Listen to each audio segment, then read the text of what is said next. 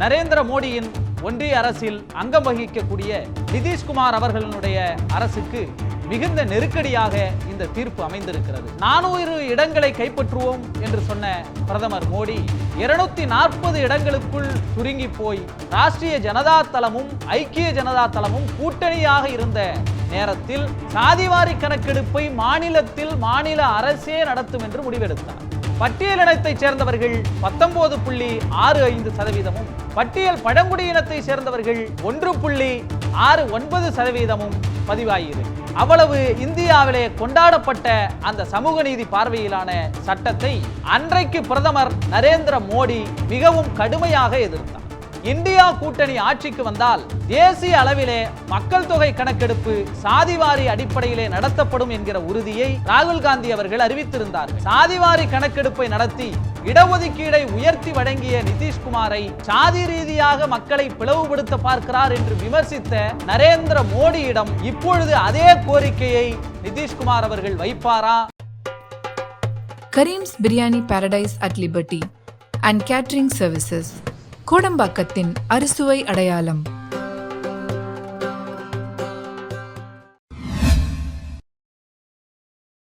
வணக்கம்.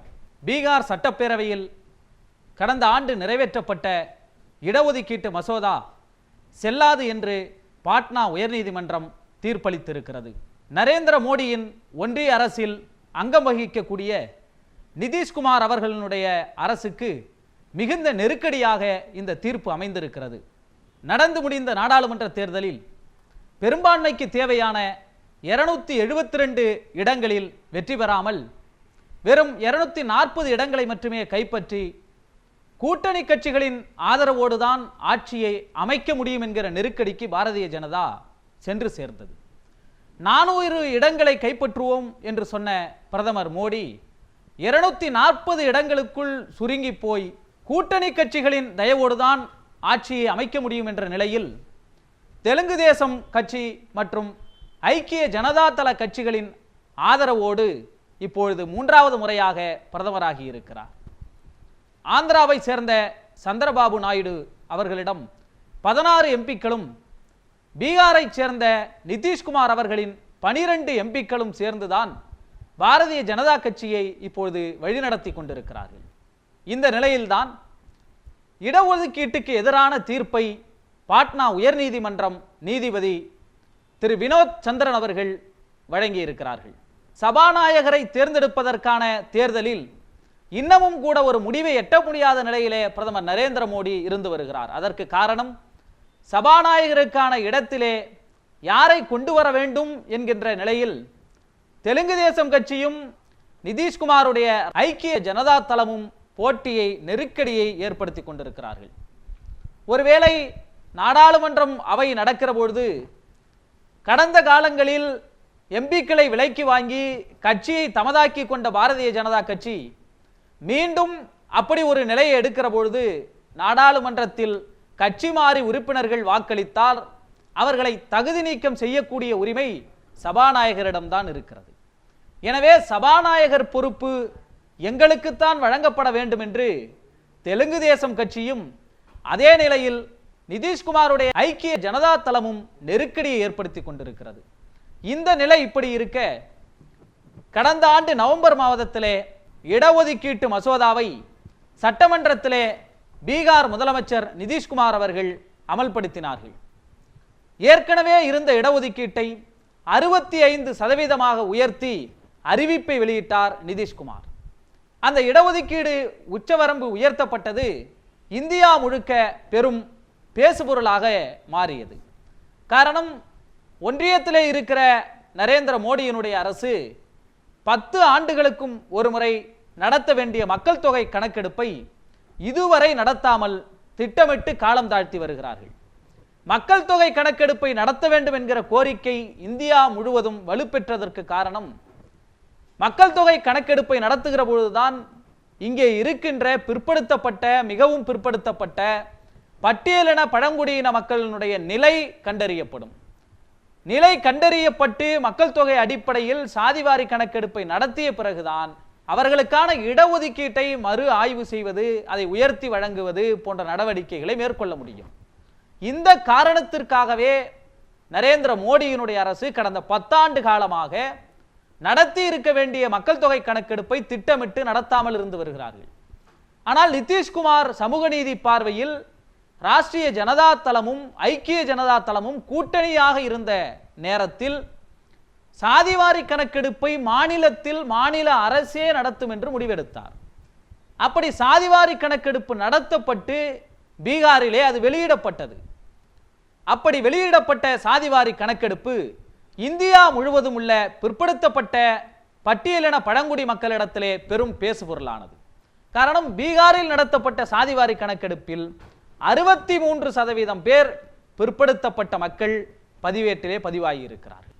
பட்டியலினத்தைச் சேர்ந்தவர்கள் 19.65%, பட்டியல் பழங்குடியினத்தை சேர்ந்தவர்கள் 1.69% பதிவாகி இருக்கிறது. இவர்களுடைய மக்கள் தொகைக்கு ஏற்ப இடஒதுக்கீட்டை மாற்றி அமைக்க வேண்டும் என்கின்ற அடிப்படையில் ஏற்கனவே இருந்த இடஒதுக்கீட்டை 65% உயர்த்தி ரிசர்வேஷன் ஆக்ட் கொண்டு வரப்பட்டது. பீகார் சட்டப்பேரவையிலே ஏற்கனவே இருந்த 30% பிற்படுத்தப்பட்டவருக்கான இடஒதுக்கீடு 43% உயர்த்தி வழங்கப்பட்டது. அது மக்கள் தொகை கணக்கெடுப்பில் பிற்படுத்தப்பட்ட மக்களின் மக்கள் தொகை 63% இருந்ததன் அடிப்படையில் பிற்படுத்தப்பட்ட மக்களுக்கான இடஒதுக்கீடு 43% உயர்த்தப்பட்டது. 19.65% இருந்த பட்டியலின மக்களினுடைய இடஒதுக்கீடு பட்டியலின மக்களின் மக்கள் தொகைக்கு ஏற்ப 20% அவர்களுக்கான இடஒதுக்கீடு உயர்த்தி வழங்கப்பட்டது. 1.69% இருந்த மக்கள் தொகைக்கு ஏற்ப பழங்குடியின மக்களுக்கான இடஒதுக்கீடு 2% உயர்த்தி வழங்கப்பட்டது. அதன் அடிப்படையிலே 65% இடஒதுக்கீட்டை உயர்த்தி வழங்கியது பீகார் அரசு. பீகார் அரசு என்றால் நிதிஷ்குமாரனுடைய அரசு. அதை நான் பெருமையாக கருதுகிறேன் என்று சட்டப்பேரவையிலே நிதிஷ்குமார் அன்று அறிவித்தார். அவ்வளவு இந்தியாவிலே கொண்டாடப்பட்ட அந்த சமூக நீதி பார்வையிலான சட்டத்தை அன்றைக்கு பிரதமர் நரேந்திர மோடி மிகவும் கடுமையாக எதிர்த்தார். மத்திய பிரதேசத்திலே பிரச்சார கூட்டத்திலே பேசிய நரேந்திர மோடி அவர்கள் நாட்டை சாதி ரீதியாக பிளவுபடுத்த பார்க்கிறார்கள் என்று நிதிஷ்குமாரை சொன்னார். ஆனால் அந்த நிதிஷ்குமாருடைய ஆதரவோடு தான் இன்று பாரதிய ஜனதா கட்சி ஆட்சியையே நடத்தி கொண்டிருக்கிறது. இப்பொழுது அந்த ரிசர்வேஷன் ஆக்ட் தொடர்பான வழக்கில் தீர்ப்பை வழங்கி இருக்கிற பாட்னா உயர்நீதிமன்றம் அதை ரத்து செய்து உத்தரவிட்டிருக்கிறது. அரசியல் சட்டத்தின்படி ஆர்டிக்கல் 14, 15, 16 ஆகிய பிரிவுகளுக்கு இதன் முரண்படுவதாக கூறி சட்டத்தை அவர்கள் ரத்து செய்திருக்கிறார்கள். ஏற்கனவே மண்டல் கமிஷன் அறிக்கையின் அடிப்படையிலே பிற்படுத்தப்பட்ட மக்களுக்கான 27% இடஒதுக்கீட்டை முன்னாள் பிரதமர் VP சிங் அவர்கள் கொண்டு வந்தார்கள். அப்படி இடஒதுக்கீட்டை கொண்டு வந்ததை காரணம் காட்டி அன்று பாரதிய ஜனதா கட்சியினுடைய ஆதரவுடன் VP சிங் அவர்களுடைய ஆட்சி கவிழ்க்கப்பட்டது. அதாவது அவருக்கு தந்து வந்த ஆதரவை பாரதிய ஜனதா கட்சி வாபஸ் வாங்கியதனால் VP சிங் அவர்களுடைய ஆட்சி கவிழ்ந்தது. அப்படி மண்டல் கமிஷனை நிறைவேற்றியதற்கு எதிராக அன்று இருந்த பாரதிய ஜனதா கட்சியோடு தான் சமூக நீதி அடிப்படையில் 65% மக்கள் தொகை அடிப்படையில் உயர்த்தி வழங்கப்பட்ட இடஒதுக்கீட்டை கொண்டு வந்த நிதிஷ்குமார் இப்பொழுது கூட்டணியிலே இருக்கிறார். அப்படி மண்டல் கமிஷனால் 27% இடஒதுக்கீடு OBC மக்களுக்கு வழங்கப்பட்டதை எதிர்த்து உச்சநீதிமன்றத்திலே வழக்கு தொடர்க்கப்பட்டது. அது இன்று வரை பேசுபொருளாக இருக்கிற Indira Sawhney versus union of India என்கிற வழக்கு. அந்த வழக்கிலே உச்சநீதிமன்றம் 50% மேல் இடஒதுக்கீட்டை நீட்டிக்க கூடாது என்று தீர்ப்பை வழங்கினார்கள். அதோடு சேர்த்து பொருளாதார அளவுகோலின் அடிப்படையிலும் இடஒதுக்கீட்டை வழங்கக்கூடாது என்றும் தீர்ப்பு வழங்கினார்கள். இப்பொழுது 10% EWS என்று முற்பட்ட வகுப்பினரில் பொருளாதார அடிப்படையில் அவர்களுக்கு இடஒதுக்கீடை உறுதி செய்ததும் அதே உச்சநீதிமன்றம் தான். அந்த 10%த்தையும் சேர்த்து பீகார் சட்டப்பேரவையிலே நிறைவேற்றப்பட்ட 65% இடஒதுக்கீட்டையும் சேர்த்து மொத்தம் 75% அங்கே இடஒதுக்கீடு இருக்கிறது என்பதனால் இந்த இந்திரா சகாயானி வழக்கை காரணம் காட்டி நேற்றைய தினம் பாட்னா உயர்நீதிமன்றம் பீகார் சட்டப்பேரவையில் நிறைவேற்றப்பட்ட ரிசர்வேஷன் பில்லை ரத்து செய்திருக்கிறது. இப்பொழுது நரேந்திர மோடி அவர்களின் அமைச்சரவையில் இடம்பெற்று பாரதிய ஜனதா கட்சி ஆட்சி அமைப்பதற்கும் நரேந்திர மோடி அவர்கள் 3வது முறையாக பிரதமராக இன்று நிலைப்பதற்கும் காரணமாக இருக்கக்கூடிய நிதிஷ்குமாரிடம் பல கேள்விகளும் மிகப்பெரிய சங்கடத்தையும் இந்த தீர்ப்பு ஏற்படுத்தி இருக்கிறது. இடஒதுக்கீட்டில் பிற்படுத்தப்பட்ட மக்களின் நலனில் அக்கறை கொண்டவராக, சமூக நீதி அடிப்படையில் செயல்படுபவராக தன்னை காட்டிக்கொண்ட நிதிஷ்குமார் அவர்கள் இதற்கு என்ன பதில் சொல்ல போகிறார் என்பதான கேள்விகள் அங்கே எதிர்க்கட்சிகள் முன்வைக்கிறார்கள். இந்தியா கூட்டணி ஆட்சிக்கு வந்தால் தேசிய அளவிலே மக்கள் தொகை கணக்கெடுப்பு சாதிவாரி அடிப்படையிலே நடத்தப்படும் என்கிற உறுதியை ராகுல் காந்தி அவர்கள் அறிவித்திருந்தார்கள். ஆனால் அதற்கு எதிராகத்தான் பாரதிய ஜனதா கட்சி தன்னுடைய செயல்பாடுகளை நடத்தி வந்தது.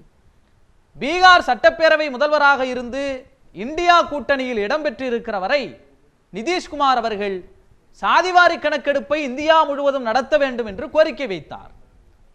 தன்னுடைய மாநிலத்திலே அதை நடத்தி காட்டினார். அதன் மூலம் இடஒதுக்கீட்டை உயர்த்தியும் வழங்கினார். ஆனால் பாரதிய ஜனதா கட்சியின் கூட்டணியோடு அவர் சேர்ந்த பிறகு இதுவரை அந்த தீர்ப்பை பற்றி அவர் வாய் திறக்கவில்லை. உச்சநீதிமன்றம் தடுத்தாலும் உயர்நீதிமன்றம் தடுத்தாலும் நாடாளுமன்றத்தில் அந்த சட்டம் நிறைவேறினால் நிச்சயமாக அரசியல் சாசன பிரிவில் அதை யாராலும் தொட முடியாது. இந்தியாவிலேயே 50% தான் இடஒதுக்கீட்டுக்கு உச்சவரம்பு என்று தீர்ப்பு இருக்கிற பொழுதும் தமிழ்நாட்டில் மட்டும் 69% இடஒதுக்கீடு இங்கே அமலில் இருக்கிறது. அந்த 69% இடஒதுக்கீடு என்பது மறைந்த முதலமைச்சர் அம்மையார் ஜெயலலிதா அவர்களால் தமிழக சட்டமன்றத்திலே கொண்டு வரப்பட்டு அந்த சட்டம் நாடாளுமன்றத்திலே நிறைவேற்றப்பட்டு பிறகு குடியரசுத் தலைவர் அவர்களால் கையொப்பமிடப்பட்டு இன்று அமலில் இருக்கிற சட்டம்.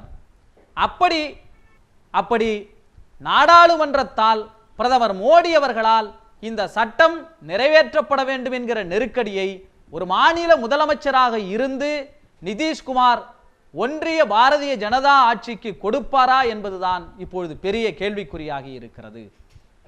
சாதிவாரி கணக்கெடுப்பை நடத்தி இடஒதுக்கீடை உயர்த்தி வழங்கிய நிதிஷ்குமாரை சாதி ரீதியாக மக்களை பிளவுபடுத்த பார்க்கிறார் என்று விமர்சித்த நரேந்திர மோடியிடம் இப்பொழுது அதே கோரிக்கையை நிதிஷ்குமார் அவர்கள் வைப்பாரா?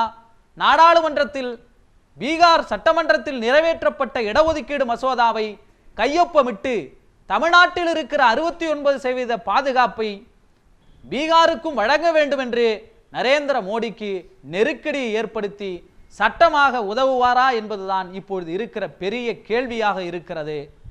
நன்றி, மீண்டும் சந்திப்போம். ஊடகம் கார்ப்பரேட் அரசியல்வாதிகளின் கைப்பாவையாக அடிமைகளாக இருந்தது போதும், இனி சாட்டை எடுத்து சுழற்றும் நேரம் வந்துவிட்டது. ஊடகம் பொதுமக்களாகிய உங்களுக்காக, உங்களாலேயே இயக்கப்பட வேண்டும். ஊடக சுதந்திரத்திற்காக உங்களின் பங்களிப்பை இன்றே அளித்திடுங்கள்.